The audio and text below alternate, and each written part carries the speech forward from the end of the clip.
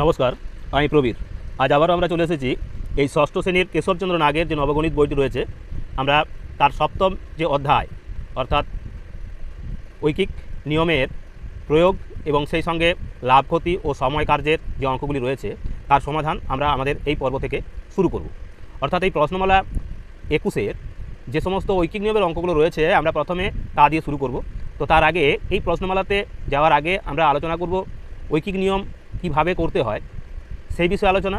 তার পাশাপাশি ঐকিক নিয়মের যে সমস্ত নিয়ম এবং কাকে বলে এবং কোন নিয়মে লিখলে আমরা সেই অঙ্কটিকে সম্পন্ন করতে পারবো, তার পাশাপাশি যে সম্পর্ক দুই জাতীয় বা দুটি ভিন্ন জাতীয় বা এক জাতীয় যে বস্তু সামগ্রী তাদের মধ্যে যে সম্পর্ক সেই সম্পর্ক স্থাপন করার বিষয়টিও আমরা তোমাদের তুলে ধরবো।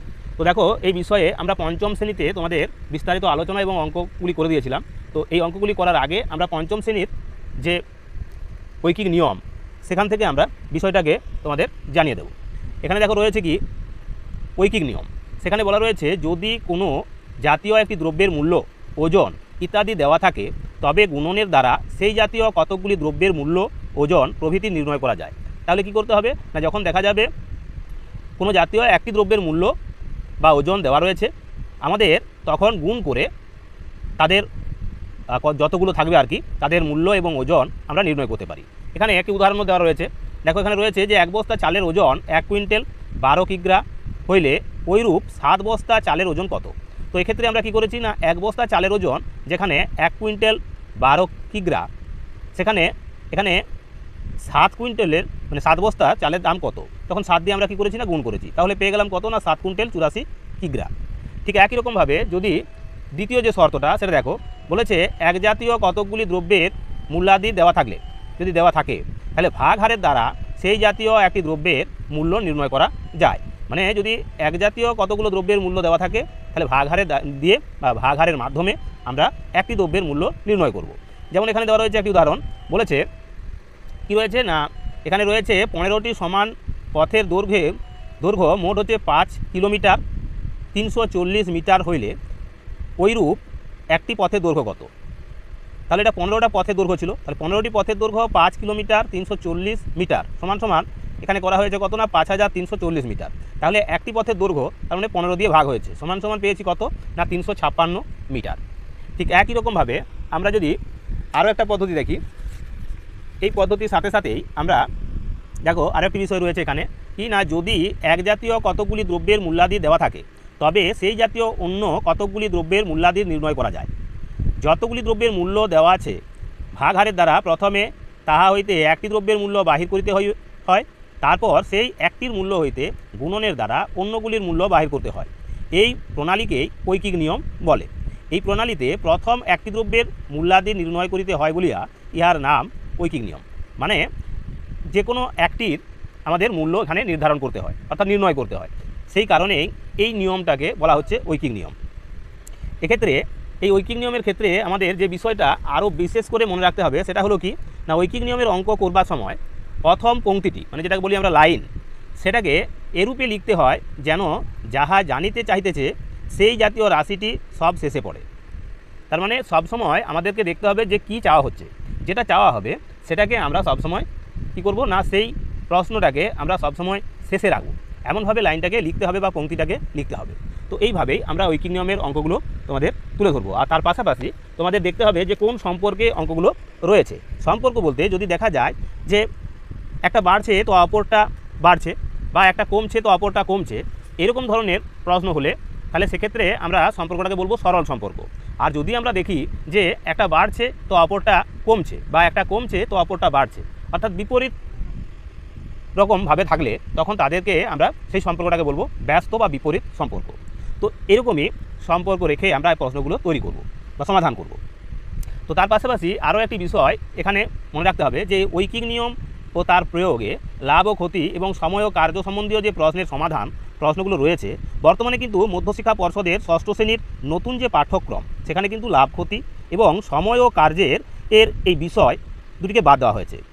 কিন্তু অন্য রাজ্যের কয়েকটি শিক্ষা পর্ষদ এবং প্রতিষ্ঠান এবং তার পাশাপাশি এই ষষ্ঠ শ্রেণীর পাঠ্যক্রমে এই বিষয় দুটি অন্তর্ভুক্ত করায় ও বিভিন্ন প্রতিযোগিতামূলক পরীক্ষায় এই বিষয়ে বহু প্রশ্ন বিভিন্ন সময় এসে থাকে। তো সেই কারণে এই বিষয় দুটি ছাত্রছাত্রীদের সুবিধার জন্য এই কেশবচন্দ্র নাগের যে নতুন সংস্করণ ষষ্ঠ শ্রেণীর জন্য, সেখানে এই অধ্যায়টিও বা এই দুটি অধ্যায়কেও কিন্তু সংযুক্ত করা হয়েছে। তো সেই কারণে আমরা এই অধ্যায় দুটিরও সমাধান তোমাদের করে দেব। তো সেই কারণে অবশ্যই প্রত্যেকে সম্পূর্ণরূপে ভিডিওটা দেখবে, আর তার সাথে সাথে অবশ্যই লাইক, কমেন্ট এবং শেয়ার করে অন্যান্য বন্ধুবান্ধবদের মধ্যে ছড়িয়ে দেবে। তার পাশাপাশি যদি ভিডিওটি ভালো লাগে তাহলে অবশ্যই তোমাদের কমেন্টের মাধ্যমে তোমরা তোমাদের ভালো মন্দ জানাবে। তার পাশাপাশি সকলকে বলবো অবশ্যই চ্যানেলটাকে সকলে সাবস্ক্রাইব করে রাখবে। তো দেখো, আজকের পর্বে এই প্রশ্নমালা 21 থেকে আমরা 1 থেকে 7 দাগের পর্যন্ত যে সমস্ত প্রশ্নগুলো রয়েছে আমরা তার প্রত্যেকটি প্রশ্নের সমাধান তোমাদের তুলে ধরছি। তো অবশ্যই সম্পূর্ণ ভিডিওটা দেখো আর চ্যানেলটাকে সাবস্ক্রাইব করে রাখো। তো দেখো, এবার আমরা চলে যাবো আমাদের আজকের পর্বের যে প্রথম প্রশ্ন। সেখানে বলে রয়েছে কি না, 1 বস্তা আটার ওজন 5 কিগ্রা 5 হেক্রা হলে ওই রকম 12 বস্তা আটার ওজন কত? তো এটা বার করতে বলেছে বা নির্ণয় করতে বলা আছে। তো আমরা এটাকে কিভাবে নির্ণয় করব? তাহলে এখানে দুটো বিষয় রয়েছে, একটা হলো ওজন, আটার ওজন, আর একটা হলো বস্তা। এখানে তাহলে 1 বস্তা আটার ওজন দেওয়া আছে, 12 বস্তা আটার ওজন চাওয়া হচ্ছে। তাহলে যেটা চাওয়া হচ্ছে সেটা হলো কি না ওজন, অর্থাৎ ওজনটাকে আমরা ডান দিকে রাখবো, শেষে ডান দিকে রাখবো। তো দেখো কীভাবে, প্রথমে আমরা এটার একটা স্টেজ তৈরি করে নেব। তাহলে লিখছি আমরা এভাবে লিখব যে এখানে হচ্ছে বস্তা সংখ্যা, আর এটা হলো ওজন।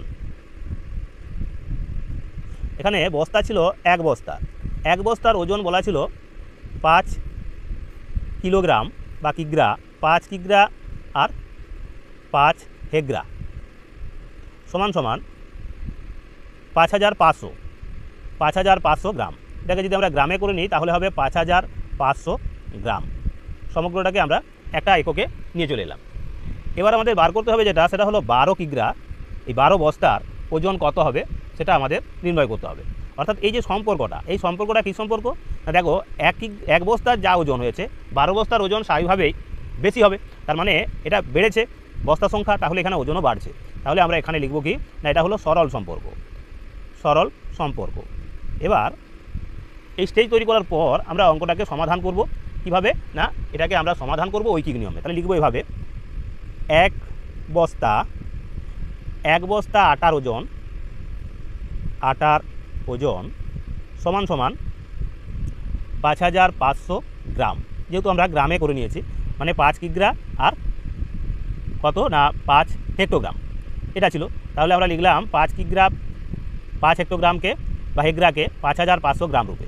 এবার 12 বস্তা আটার ওজন সমান সমান, এখানে কি করব, তাহলে 5500কে আমরা 12 দিয়ে গুণ করব, তত গ্রাম হবে, সমান 5 12 হলো 60, 5 12 60 আর 6 হলো 66। এবার এই দুটো শূন্য বসে গেল, তার মানে 66,000 গ্রাম সমান আমরা বলতে পারি কি 66,000 গ্রাম সমান 66 কিগ্রা। তো এই হলো আমাদের আজকের পর্বে যে প্রথম প্রশ্ন, তার সমাধান। তাহলে প্রথমে আমরা কি করেছি, প্রথমে আমরা স্টেজ তৈরি করে নিয়েছি। দেখো এই স্টেজে যাকে চাওয়া হয়েছে তাকে আমরা কি করেছি না, সমানের আমাদের যে স্টেজ, তার স্টেজের ডান দিকে লিখেছি। তার পাশাপাশি যখন ওই সম্পর্কটি স্থাপন করলাম, যেহেতু এখানে বাড়ছে, এখানেও উত্তরে যেটা হবে সেটাও কিন্তু বাড়বে, তাহলে সম্পর্কটা হলো সরল। এবার 1 বস্তা আটার যা ওজন, আমরা ঠিক একই রকমভাবে 12 বস্তার ওজন নির্ণয় করার জন্য কি করেছি, এখানে গুণ করেছি। তো সেইভাবে গুণ করে আমরা এটি নির্ণয় করে নিলাম। তো এবার আমরা চলে যাব আমাদের আজকের পর্বের দ্বিতীয় যে প্রশ্ন, তার সমাধানে। দ্বিতীয় প্রশ্নটাতে কি রয়েছে না, এখানে বলা রয়েছে 1 মিটার কাপড়ের দাম 12 টাকা 50 পয়সা হইলে 31 টাকা 25 পয়সা দিয়ে কত মিটার কাপড় পাওয়া যাবে? তাহলে কী চাওয়া হচ্ছে না, কাপড়ের দৈর্ঘ্যটা চাওয়া হচ্ছে, অর্থাৎ কত মিটার কাপড় পাওয়া যাবে সেটা চাওয়া হচ্ছে। প্রথমে দেওয়া ছিল যেটা, সেটা ছিল 12 টাকা 50 পয়সাতে 1 মিটার, আর 31 টাকা 25 পয়সাতে কত মিটার কাপড় পাওয়া যাবে সেটা আমাদের নির্ণয় করতে হবে। তো সেই কারণে দেখো এবার আমরা 2 দাগের প্রশ্নের সমাধান করছি। তাহলে প্রথমে এখানে লিখছি আমরা কি, যাকে চাওয়া হবে বলেছি, অর্থাৎ কাপড়ের দৈর্ঘ্যটা আমাদের লিখতে হবে ডান দিকে। তাহলে প্রথমে লিখবো আমরা দাম, এখানে কাপড়ের দাম, আর এখানে লিখছি আমরা কি না দৈর্ঘ্য, কাপড়ের দৈর্ঘ্য মিটারে আছে। এখন কাপড়ের দাম ছিল কত না 12 টাকা 50 পয়সা, এখানে হলো 12 টাকা আর 50 পয়সা, 12 টাকা 50 পয়সা সমান সমান এখানে 1250 পয়সা করে নিলাম, একটা এককে নিয়ে আসবো। তার দৈর্ঘ্য অর্থাৎ কত ছিল না 1 মিটার, 1 মিটার কাপড় পাওয়া যেত। 1 মিটারকে আমরা সেন্টিমিটারও নিয়ে যেতে পারি, এখন মিটারে রাখলাম, প্রয়োজন পড়লে পরবর্তী ক্ষেত্রে আমরা সেটাকে সেন্টিমিটারে নিয়ে যেতে পারি। এবার এই 31 টাকা কত পয়সা আছে না 25 পয়সা, 25 পয়সা সমান সমান কত হবে না 3125 পয়সা। তাহলে কাপড়টির দৈর্ঘ্য কত হবে? এক্ষেত্রেও যেহেতু দেখো যেহেতু দামটা বেড়েছে তাহলে দৈর্ঘ্যটাও কিন্তু বাড়বে। তাহলে এক্ষেত্রে আমরা কি লিখবো না, এক্ষেত্রে ঐকিক নিয়মে যখন করবো তার আগে লিখবো এটা সম্পর্কটা হলো সরল সম্পর্ক।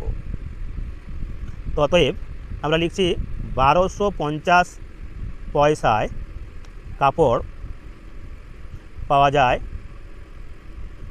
সমান 1 মিটার। তাহলে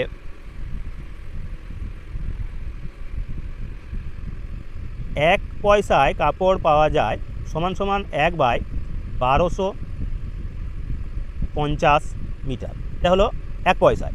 এখন আমাদের কিনতে হবে কত দামের না 3125 পয়সা দিয়ে। তাহলে 3125 পয়সায় কাপড় পাওয়া যায় সমান 1 গুণ 3125/1250। এবার কাটাকুটি করতে পারি, পাই দিয়ে কাটছি, পাই দিয়ে যদি কাটি আমরা তাহলে 5 2 10, 2 25, 5 5 25, শূন্যটা বসে গেল। একেও পাই দিয়ে কাটছি, তাহলে 5 6 হবে 30, 1 12, পাই 2 10, 2 25, 5 5 25। এবার 25 দিয়ে যদি কাটি এটাকে 25 10 হবে 250, আর এটা 25 25 হবে 625। তাহলে পাচ্ছি কি না, তাহলে পাবো আমরা 25/10 সমান 2.5 মিটার। এটাকে দশমিক করে নিলাম, যেহেতু 10 দিয়ে ভাগ আছে তাই একটার পর দশমিক হবে। তোমরা পঞ্চম শ্রেণীতে দেখেছো কীভাবে আমরা 10 100 1000 এইসব দিয়ে আমরা গুণ বা ভাগ করে থাকি। এক্ষেত্রে আমরা ভাগ করে দিলাম 10 দিয়ে, তাহলে হবে 2.5 মিটার। তার মানে কি জানা গেল না, এই 31 টাকা 25 পয়সা দিয়ে 2.5 মিটার, অর্থাৎ 2.5 মিটার মানে 2.5 মিটার কাপড় পাওয়া যাবে। তো এই গেল আমাদের 2-এর দাগের যে প্রশ্ন তার সমাধান। ঠিক একই রকমভাবে এবার আমরা চলে যাব 3-এর দাগের যে প্রশ্নটা রয়েছে তার সমাধানে। তো দেখো 3-এর দাগের প্রশ্নে কি রয়েছে দেখো, 3-এর দাগের প্রশ্নটিতে বলা রয়েছে এখানে যে 1 বস্তা আলুর ওজন 252 কিলোগ্রাম হলে ওইরূপ 15 বস্তা আলুর ওজন কত? তাহলে 12 বস্তা আলুর ওজন দেওয়া আছে, আমাদের চাই ওই রকমই 15 বস্তা আলুর ওজন। তো দেখো এখানে আমরা কীভাবে লিখছি,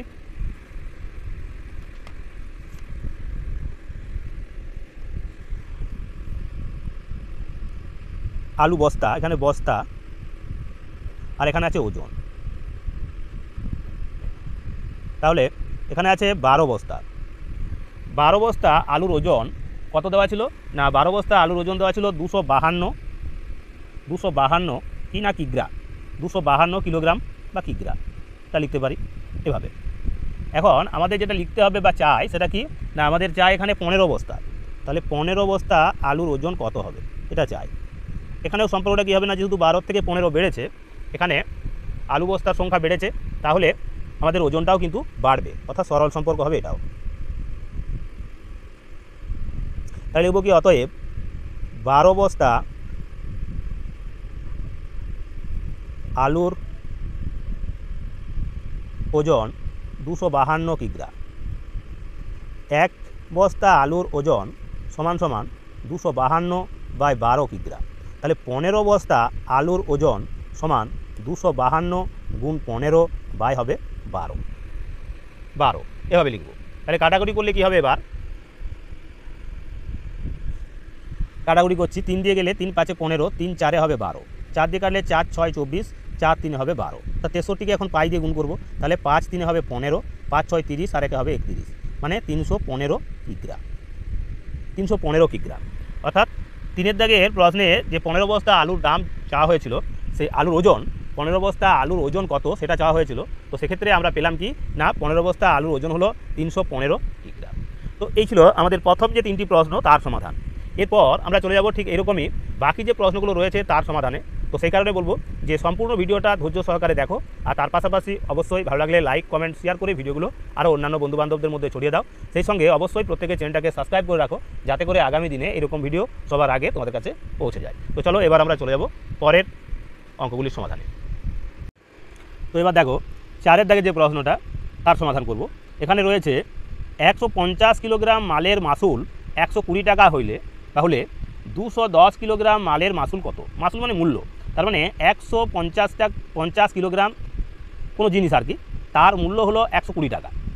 এরকমই 210 কিলোগ্রাম মালের অর্থাৎ কোনো জিনিসের দাম বা মাসুল হলো কত সেটা চাইছে। তাহলে এখানে আমাদের মাসুল চাইছে আর পরিমাণ দেওয়া আছে, তাহলে মাসুলকে আমরা ডান দিকে রাখব। এখন পরিমাণ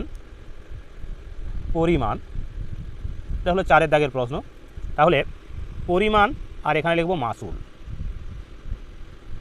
পরিমাণ কত ছিল না 150 কিগ্রা, পরিমাণে ছিল কিগ্রা আর মাসুলে ছিল এখানে কি না টাকা, এককটা ছিল টাকা।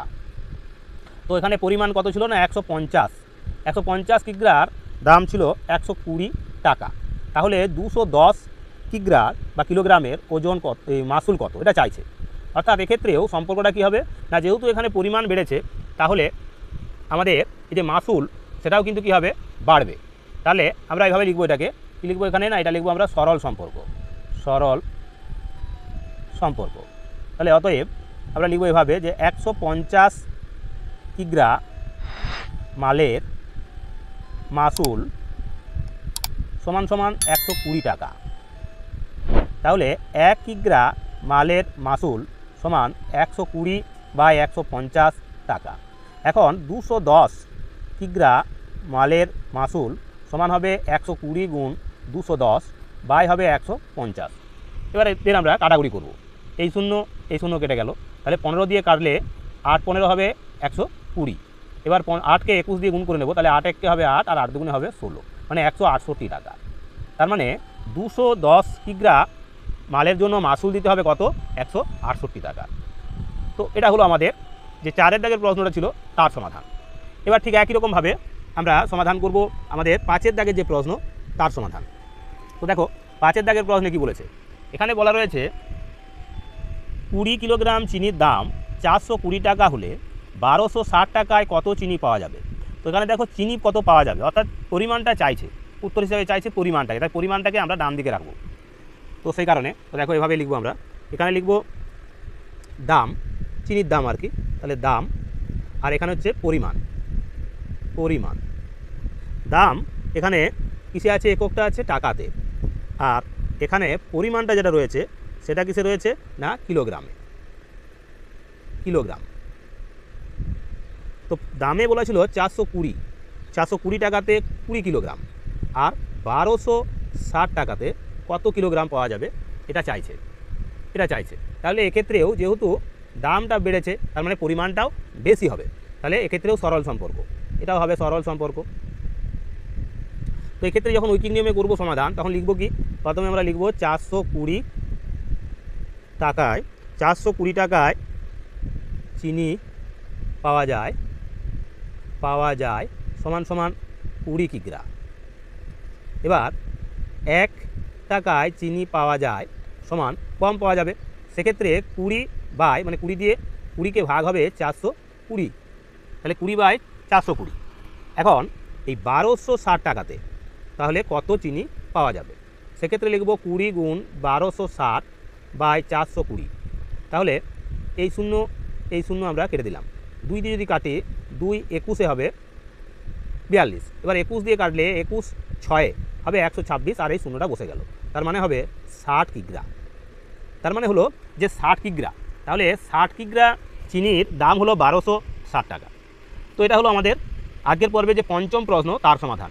ঠিক এরকমই আরও গুরুত্বপূর্ণ 2টি প্রশ্ন রয়েছে আমাদের আজকের পর্বের জন্য, 6 এবং 7 দাগের। তাহলে 7ম অধ্যায়ের প্রশ্নমালা 21-এর তোমাদের এই 7টি প্রশ্নের সমাধান হয়ে যাবে। তো সেই কারণে ধৈর্য ধরে বাকি প্রশ্নগুলির সমাধানও তোমরা দেখে নাও।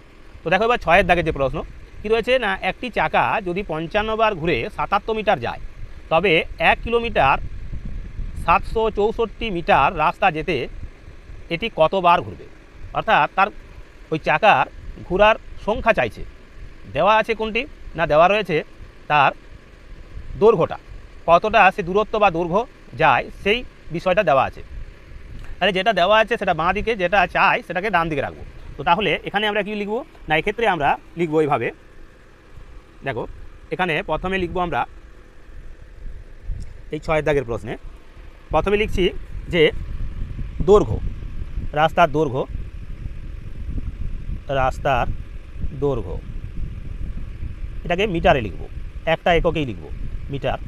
আর কী কেউ আছে না চাকার ঘোড়ার সংখ্যা কতবার ঘুরছে সেই সংখ্যাটা চাইছে, সেটা ডান দিকের ক্ষেত্রে। তাহলে বলেছিল কত না, বলেছে 77 মিটার। এই 77 মিটার ঘুরতে, 77 মিটার চাকাটাকে ঘুরতে হবে কতবার? 55 বার, মানে 77 মিটার যেতে চাকাটাকে 55 বার ঘুরতে হবে। এখন 1 কিলোমিটার 764 মিটার, তাহলে 1 কিলোমিটার মানে 1764 এত মিটার যেতে কতবার ঘুরবে, এটা আমরা প্রশ্নে চাইব। তাহলে সেই জন্য আমরা প্রশ্নটা ডান দিকে রাখলাম।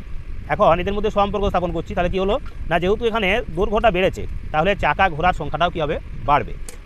সম্পর্কটাকে আমরা লিখব কি না, এটাকেও লিখব সরল সম্পর্ক। এক্ষেত্রে ঐকিক নিয়মে আমরা যখন লিখব তখন কি লিখব না, এক্ষেত্রে লিখব 77 মিটার যায় সমান 55 বার ঘুরে। তাহলে 1 মিটার যদি যায় তাহলে কতবার ঘুরবে না, 55/77 বার ঘুরে। আর এই 1764 মিটার যেতে তাকে ঘুরতে হবে 55 গুণ 1764/77। এইভাবে লিখে নেব। এবার কাটাকুটি করব। 11 দিয়ে যদি কাটি 5 11 হবে 55, 11 7 হবে 77। তাহলে 7 দিয়ে কাটছি, আবার 7 দিয়ে কাটলে 7 2 হবে 14, 3 36 হচ্ছে, 7 5 35, 1 থাকে 14, 7 2 হবে 14, মানে 252কে এখন 5 দিয়ে গুণ করে নেব। তাহলে 5 দুগুণে হবে 10, 5 5 25 আর 1 হবে 26, 5 দুগুণে 10 আর 2 হবে 12, মানে 1260 কী হবে না বার, 1260 বার ঘুরবে।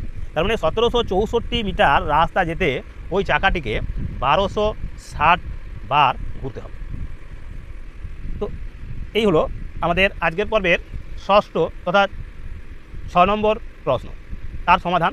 এবার আমরা চলে যাব আমাদের আজকের পর্বে যে শেষ প্রশ্নটি রয়েছে তার সমাধান। তাই বলবো অবশ্যই ধৈর্য ধরে শেষ প্রশ্নটির সমাধানও দেখে নাও।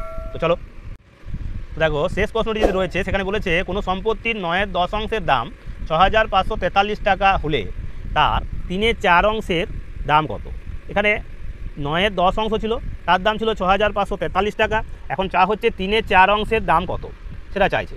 তো এক্ষেত্রেও আমরা এর সমাধান কীভাবে করব না, আগের মতোই আমরা প্রথমে স্টেজ তৈরি করে নিচ্ছি। তো স্টেজ তৈরি করলে প্রথমে আমরা লিখব কি না, এক্ষেত্রে যেহেতু চাওয়া হচ্ছে কি না অংশের মূল্যটা চাইছে, দামটা, তাহলে দামটাকে আমরা ডান দিকে রাখবো। তাহলে 7 দাগের প্রশ্ন, এখানে লিখব